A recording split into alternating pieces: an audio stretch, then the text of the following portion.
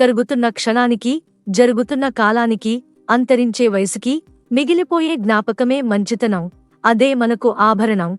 నిజాలు మాట్లాడే వారిని ఈ సమాజం నీచుడులా చూస్తుంది. చాలామంది చాలా రకాలుగా ఉంటారు. అబద్ధాలు చెప్పేవారు ఆప్తుడు అవుతారు.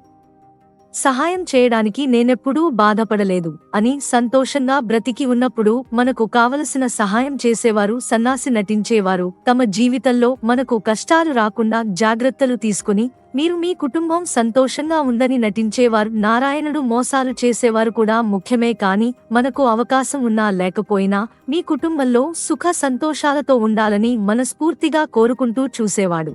దేవుడు కానీ నిజాయితీగా ఉండేవారు ఎప్పుడూ ఒంటరివాడే. ఎవరు చూసినా చూడకపోయినా మంచితనంతో తోటివారికి సహాయం చేయడానికి నేనెప్పుడూ బాధపడలేదు. సంతోషంగా సత్సంకల్పంతో జీవితాన్ని గడపడం ఉత్తమం. ఈ జ్ఞానం వల్ల మనిషి సాధ్యమైనన్ని మంచి పనులు చేయడానికి ప్రయత్నిస్తూ సుఖ శాంతులు నోచుకుంటారు.